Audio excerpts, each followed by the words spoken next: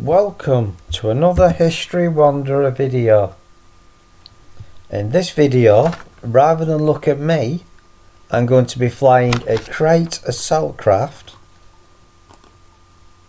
in Elite 2 Frontier. Now, you may think, what's someone who specialises in history doing on a science fiction game which is primarily space trading? And the answer is, today's video is about the father of space travel and who should be credited as the father of space travel. And at the end of the video, if you decide you too would like to play this open-ended game with multiple different ways of playing it, I can show you a little way of which to increase the size of your ship without having to purchase another one. But that is at the end of the video. So, on to today's topic, and exactly who should be classed as the father of spaceflight and which nation should be credited as starting man's quest for space. So, the best thing to do, I think, is to go through the main space nations as we are now. First of all, we know the Americans were the first to put a man on the moon. I know there's some people out there who theorise that no, man didn't go on the moon, but I think it's safe to say that they actually did manage to get man into space and onto the surface of the moon. We also know the Russians were the first to put a satellite and then a man into orbit around the planet, which then leads to some people who will be thinking, well, hang on a minute, it was the Germans in Werner von Braun who were responsible for man making the first steps towards spaceflight. Now, where Werner von Braun has a part in this story, he picked up the baton from another man, and it's that man we're going to be talking about today. His name is Hermann Oberth. He was born in Hermannstadt under the Austro-Hungarian Empire on the 25th of June 1894.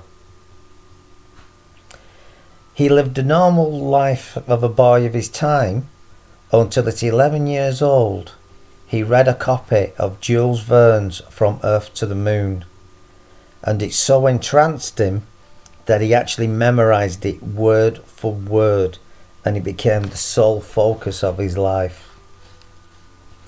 At the age of 14, he made his first rocket model,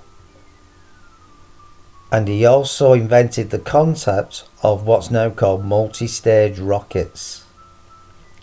But primarily the idea was to place one rocket on top of the other, because he'd already worked out that you need one rocket to get out of the Earth's atmosphere and another rocket to push on towards the moon.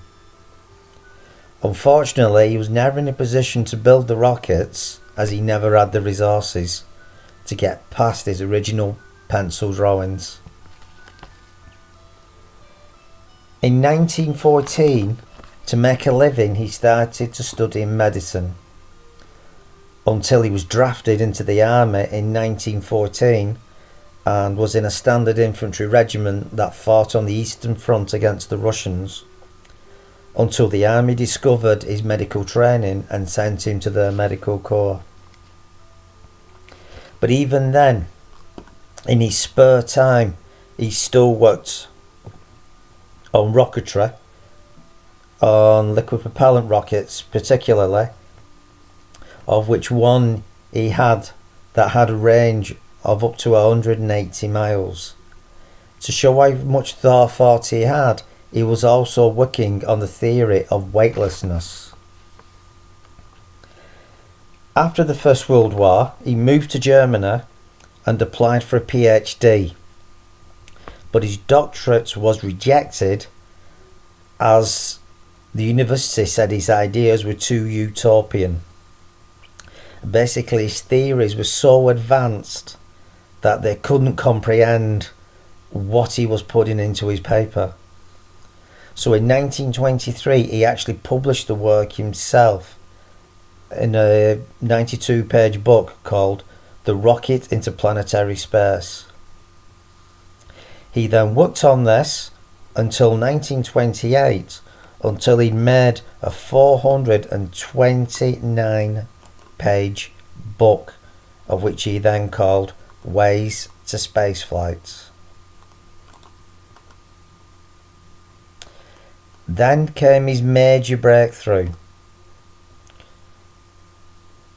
which was in 1928 he was approached by Fritz Lang, the German director who was famous for directing the film Metropolis, and he wanted him to work as a technical advisor in the film Frau im Mond, or The Woman on the Moon.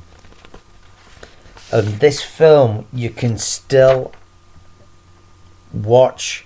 If you do a search on it or go into YouTube, you'll be able to see that this film is still able to be viewed. In 1929, with the money he made from being the technical advisor, he designed his own liquid propellant rocket motor. He didn't actually design the rocket, but only the motor that was designed to drive it. And unfortunately, it only ran for a few minutes. Because it was such a radical idea and something new, he hadn't worked out that he needed coolant for the rocket motor, so it ran for less than a minute. But on this project, he had an 18-year-old student, and that student's name was Wernher von Braun. In 1938, he moved back to Austria, where he worked as a mathematician and a teacher, until in 1941 he was approached by Wernher von Braun to help him work at Peenemünde. Now, on the night of the 17th and 18th of August 1943, the RAF bombed Peenemünde to make it unusable for the Germans to progress with their rocket tests. During this raid, Hermann didn't, with other scientists, just run for cover. He actually helped everybody around him, kept people safe, and because of this, he was awarded the War Merit Cross First Class with swords.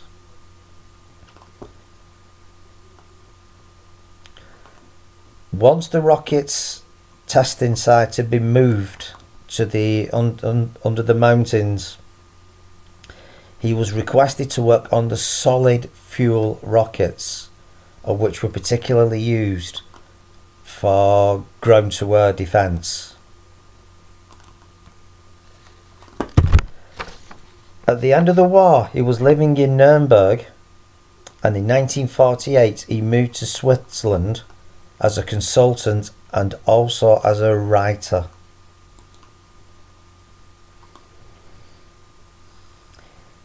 He pursued his other ideas he had for items such as a reflecting telescope, space suits, and also his design of a space station, until he joined Wernher von Braun at his request at NASA when Werner von Braun was working in Alabama. And he was also asked for advice in 1960, and he was requested to become a technical consultant for the Atlas rocket program, which was the first major step that the Americans made to progress towards spaceflight. Now, he actually died in Nuremberg on the 28th of December 1989.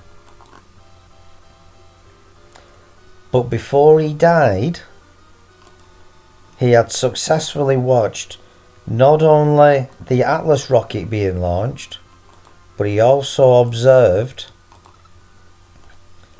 the Space Shuttle Columbia launch, and more importantly, the Apollo 11 launch, which of course took man to the moon. And it all comes down to his desire.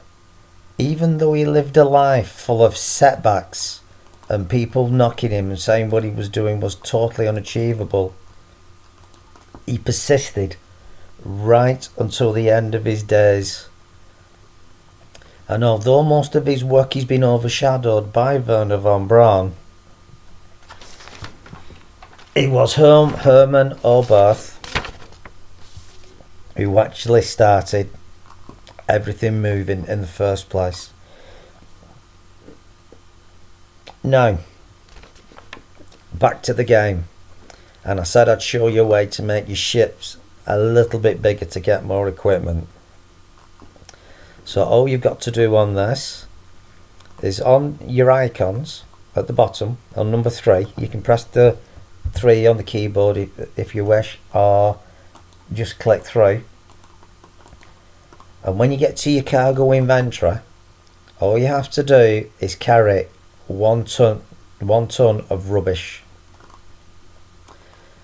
And you see the jettison here, you click just below the rubbish, and as long as your ship is in free flight and not in autopilot,